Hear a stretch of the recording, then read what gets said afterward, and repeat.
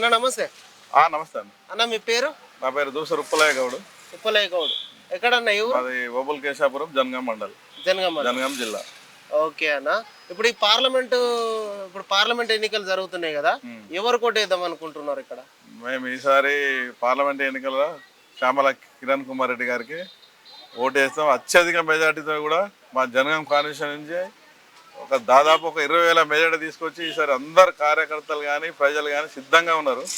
గతంలో బూర నరసయ్య గౌడ్ గారు ఇక్కడ ఎంపీగా గెలిచిండు, కానీ నా పేరు దూసరి ఉప్పలయ్య గౌడ్. మేము గౌడ కులం చెందిన వాడిని. ఇక్కడ గౌడ బీసీ చెప్పుకొని ఇప్పుడు బూర నరసయ్య గౌడ్ గారు వస్తున్నారు జనగాంకు కాన్స్టిట్యూషన్లో మొత్తము. కానీ గతంలో ఆయన చేసినటువంటి గౌడ కులస్తులకు ఏం చేసిండు అనేది నేను మీ ముందు నేను ప్రశ్నిస్తున్నా.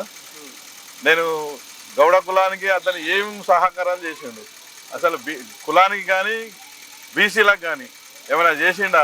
ఏం వర్క్ చేయలే. అప్పుడు కేసీఆర్ దగ్గర పనిచేసుకుంటూ కేసీఆర్కు తొత్తుగా పనిచేసిండు తప్ప బీసీలకు కానీ గౌడ కులస్తులకు కానీ ఎలాంటి సహకారాలు కానీ సహాయం కూడా చేయలేదు, ఒక్క పని కూడా చేయలేదు. కావున అతనికి ఒక ఓటు కూడా మా బీసీల నుండి గౌడ కులస్తుల నుండి కూడా దలుచుకోలేదు, వెయ్యం కూడా. ఖచ్చితంగా శ్యామల కిరణ్ రెడ్డి గారికి అత్యధిక ఓట్లు వేయించి గెలిపిస్తాం. అంటే కిరణ్ కుమార్ రెడ్డికి ఓటేస్తా అంటున్నారు. అంటే కిరణ్ అన్నను అంటే మీరు ఎట్లా చూస్ చేసుకుంటున్నారు? కిరణ్ రెడ్డి గారిని మేము చాలా గతం నుంచి చూస్తున్నాము. అతను ఒక సామాజిక స్పృహ ఉన్నటువంటి వ్యక్తి, ప్రజలకు సహకారం చేయడానికే వచ్చినటువంటి వ్యక్తి, కానీ ఏదో సంపాదించుకోవాలి ఈ రాజకీయాలకు వచ్చా అన్నటువంటి వ్యక్తి కాదు.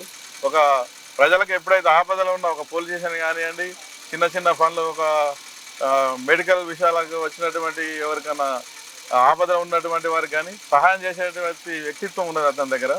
ప్రజలు ఈ కులము మతం అనేది లేకుండా ప్రజాసేవ అనేది ఉత్పత్తి ఉన్నాడు కాబట్టి అతను ఖచ్చితంగా మేము ఓట్లేస్తాం. అంటే ఇక మన బూర నరసయ్య గౌడ్ ఏమంటున్నాడు అంటే, నన్ను చూడండి, మోడీని చూడండి, మోడీని చూసి ఓటేయండి అంటున్నాడు. ఇప్పుడు నిన్ను చూసే పరిస్థితి కానీ మోడీని చూసే పరిస్థితి లేదు. అందరికి నీ గురించి తెలిసిపోయింది. నిన్ను చూసేది ఏం లేదు, మోడీని చూసేది ఏం లేదు. అంతా చరిత్ర అంతా ప్రజలకు తెలిసి వాళ్ళు అందరూ తెలుగులే. నువ్వు ఎన్ని జిమ్మికులు చేసినా కానీ ఓట్లేసే పరిస్థితి ఇక్కడ లేదు. బీఆర్ఎస్ క్యాండిడేట్ ప్రభావం ఏమైనా ఉంటుందా ఇక్కడ? బీఆర్ఎస్ ఇక మొత్తం ₹4 లేకుండా అయిపోయి ఇక బీఆర్ ఇక్కడ దాన్ని మర్చిపోయారు జనాలు మొత్తం. అంతేనా? ఇక వచ్చే పరిస్థితి లేదు. ఎట్లుంది కాంగ్రెస్ పాలన? కాంగ్రెస్ పాలన ఇప్పటి 3 నెలలు అయింది. ఇప్పటి వరకు అయితే దాదాపు వాళ్ళు ప్రకటించినటువంటి 6 గ్యారంటీ పథకాల్లో 5 గ్యారంటీ పథకాలు ఇప్పటికే ఖచ్చితంగా వచ్చినాయి. ఒకటి గృహజ్యోతి కానివ్వండి, మహిళలకు బస్సులో కానివ్వండి, గ్యాస్ విషయంలో గ్యాస్ సబ్సిడీ కానివ్వండి, మరి అదే ఇండ్ల విషయంలో ఇండ్లు కానివ్వండి, ఈ 5 పథకాలు ఖచ్చితంగా ప్రజలు చేరినాయి. అంటే రైతు బంధు విషయంలో కూడా 5 ఎకరాల వరకు అన్ని పడ్డాయి. మిగతా ఒక రుణమాఫీ ఉంది, అది కూడా త్వరలో చేయడానికి సిద్ధంగా ఉన్నారు. కాబట్టి అది ప్రజలలో చాలా ఆనందంగా ఉంది.